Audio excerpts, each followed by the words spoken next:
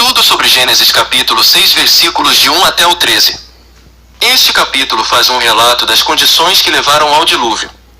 Aqueles dias se assemelham com a época em que nós vivemos hoje. Primeiro ponto. O sal se tornou insípido.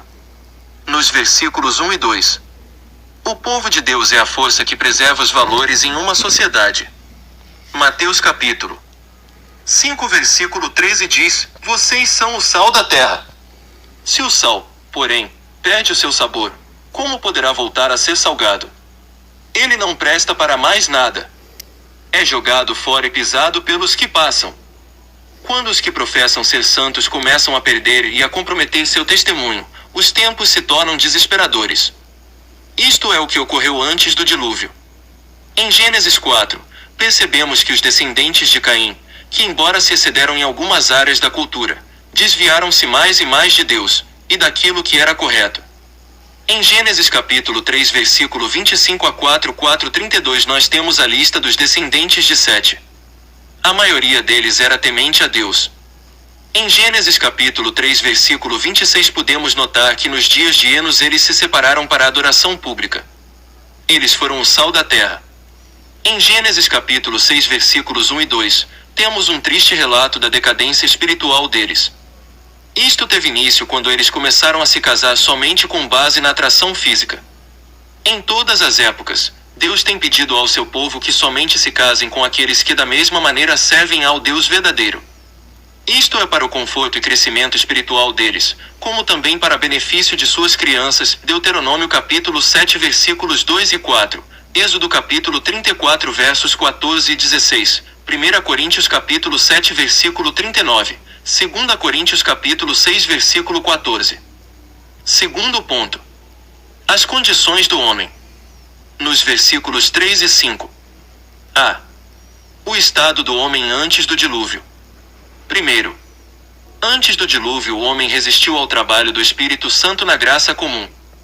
Isto envolveu a recusa deles em ouvir os pregadores da verdade, Enoque, Noé, e a luta do Espírito Santo em as suas próprias consciências. Ainda hoje, as restrições ao pecado são gradualmente eliminadas. Segundo, o homem se recusou a tirar proveito da maravilhosa misericórdia de Deus. Deus deu ao homem um espaço de tempo de 120 anos para se arrepender. Terceiro, no versículo 4, vemos que os homens brutos e maus eram os líderes e heróis daquele tempo. Os filhos destes casamentos mistos se tornaram famosos na sociedade, mas não diante de Deus. Quarto, o versículo 5 revela que a mente dos homens se tornou um esgoto do pecado. Só precisamos ligar a TV para termos exemplos modernos disto.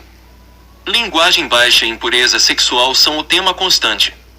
Ninguém pode sair em público sem que ouça conversas profanas e sujas. B. Os dias de Noé. Lucas capítulo 17 verso 26. Nosso Senhor apontou que as características da vida antes do dilúvio reapareceriam antes da sua segunda vinda. Tendo em vista as condições atuais, como isto nos instiga a olharmos para a vinda de Cristo? Note as características mencionadas. Primeiro, a preocupação com o prazer físico. Lucas capítulo 17 verso 27. Segundo, a explosão do conhecimento. Gênesis capítulo 4 versículo 22. Terceiro, as atitudes materialistas. Lucas capítulo 17 versículo 28. Quarto, rejeição à palavra de Deus. 1 Pedro capítulo 3 versículo 19. Quinto, aumento da população. Gênesis capítulo 6 versículo 1 e 11. Sexto, propagação da violência. Gênesis capítulo 6 versículos 11 e 13. Sétimo, atividade sexual ilícita. Gênesis capítulo 4 versículo 19. Oitavo, disseminação da blasfêmia. Judas capítulo 15.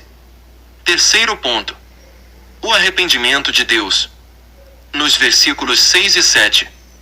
O versículo 6 nos diz que Deus se arrependeu ou mudou sua vontade a respeito da criação do homem. É claro que isto é linguagem de acomodação. Deus está falando como se ele fosse homem. Estritamente falando, Deus nunca muda sua vontade, pois seus planos são eternos e imutáveis. Esta forma de linguagem é usada para nos ajudar a entender a mudança que ocorreu no homem desde a criação, bem como a ira de Deus sobre o seu pecado. Mesmo Deus tendo criado o homem, ele deve julgá-lo pelos seus pecados. Quarto ponto. A graça. No versículo 8. Aqui temos a primeira menção da graça na Bíblia. Ela ocorre durante a época da maior depravação do homem. A graça de Deus pode parecer muito restrita aqui, mas vamos lembrar que através deste único homem, a raça humana foi preservada. Muitos, quando leem o versículo 8, veem somente a justiça de Deus em não destruir um homem justo juntamente com um ímpio. Entretanto, isto está longe do significado da graça. Na verdade, Noé era um homem justo, verso 6, mas lembre-se de que foi a graça de Deus que o fez assim. Quinto ponto. A família de Noé. Nos versículos 9 e 10. Estas escrituras nos dão mais informações a respeito de Noé. Ela nos fala de sua vida justa e de seu caminhar com Deus. O versículo 10 menciona seus 3 filhos. Através deles a terra foi repovoada. Sexto ponto. A determinação de Deus. Nos versículos 12 e 13. Quando o pecado se torna aberto, o julgamento está próximo. Deus criou o homem santo e o colocou no jardim. Através do pecado o mundo tornou-se uma selva. O julgamento acompanha o pecado assim como as flores acompanham o botão. Diretamente da Igreja Quadrangular do Paraíso em Nova Timóteo. Com pastores Midian e Marcos Glória.